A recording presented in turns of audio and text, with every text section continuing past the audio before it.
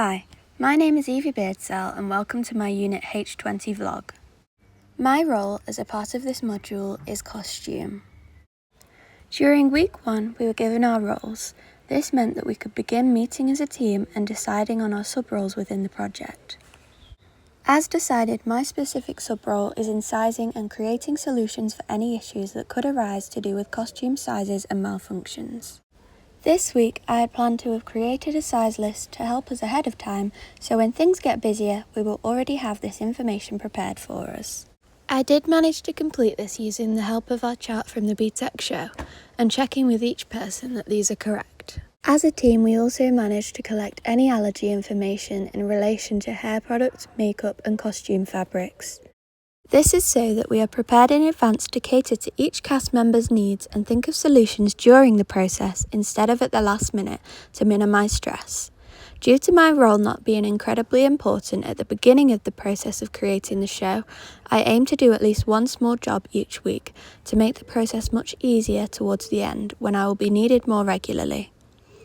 I made the decision to work on these small jobs each week because I would like to gain the best possible result at the end of this module.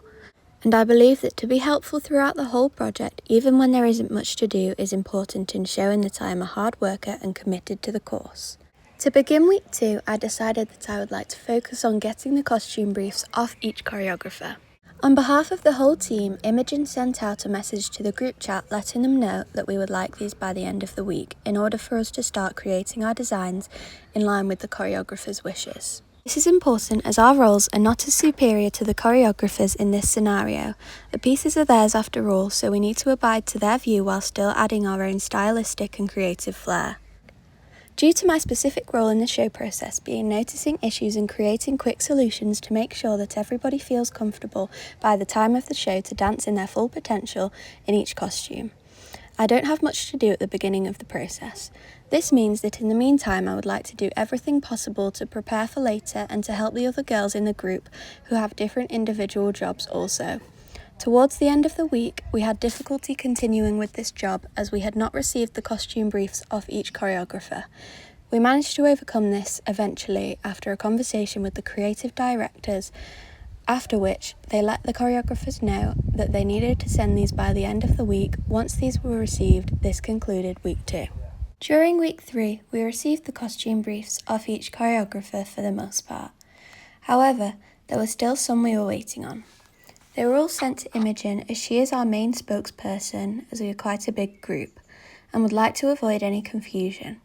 We then created a group chat that she could send these to, as well as any other costume related things, to keep everything professional and in order. Once we received the costume briefs in the group chat, we began working on our designs and ideas, as well as deciding where the best places were for us to look for costumes while staying within our budget of £1,000 given to us by the producer and the creative directors. We decided mainly on Shein and Pretty Little Thing, as they are reasonably cheap websites where it will be realistic to buy 35 of the same item for a different price. And with Shein you can find pretty much anything you might possibly need.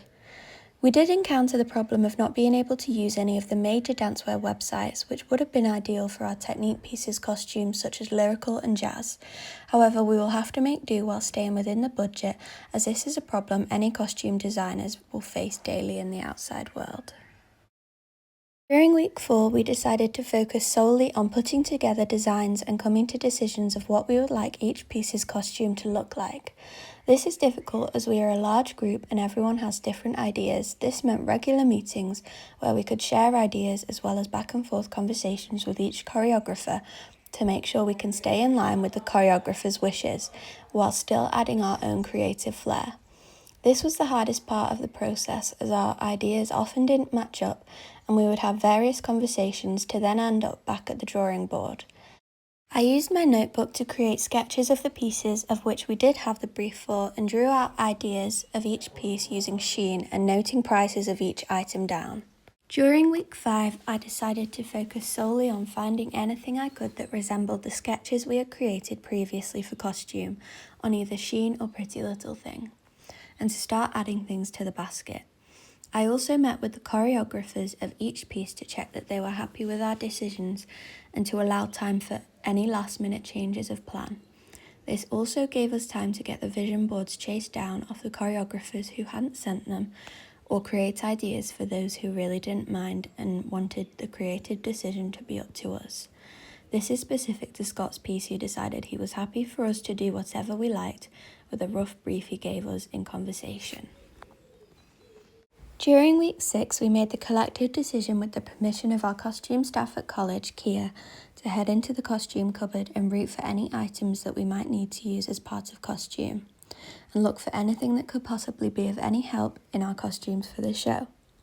This is incredibly important, as £1,000 may sound like a lot of money or more than enough. However, when you add up one item of clothing costing £4 bought for 35 people, then that's already £140 for one item in one costume. Using items from the costume cupboard as much as possible is going to save us so much money in the long run. Though this was a bit of a challenge to sort, we managed to get everything we went for and more.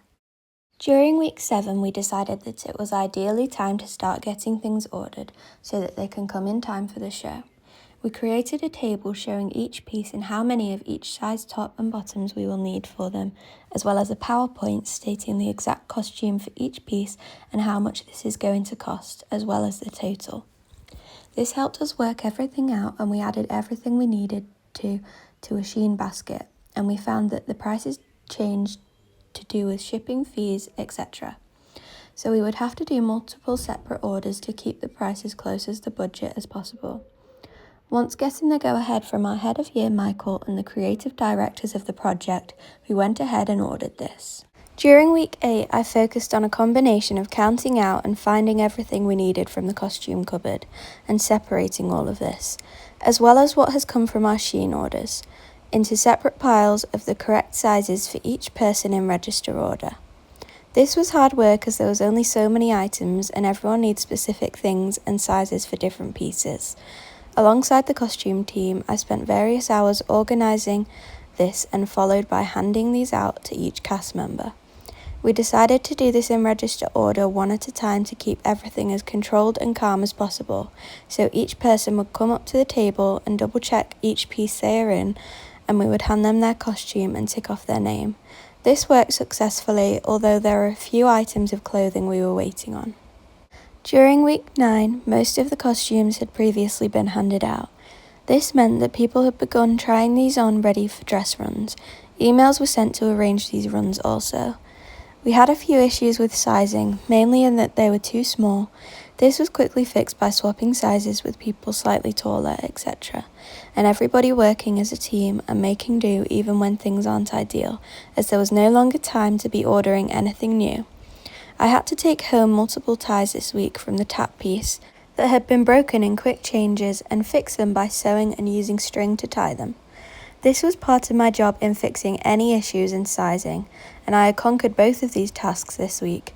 Still, there were costumes to arrive, as decided by the creative directors in the first few dress runs, so we were slightly stressed. However, these did in fact come in time for the performance.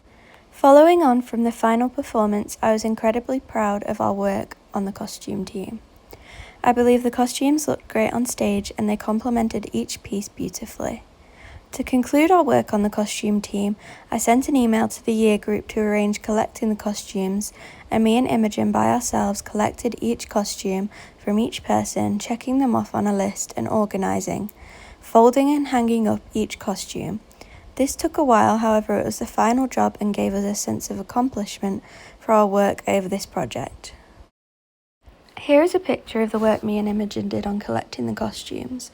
As you can see, we folded and hung up each item on this rack in order of size and costume. This will make it easier for the costume team at college to organise these back into the cupboard when they need to. This took a while, however the clean-up is just as important as giving out the costumes and the exciting part, so we made sure we do this as part of our job and to fulfil our role in H20. To conclude, here is a video of some of our costumes shining on stage.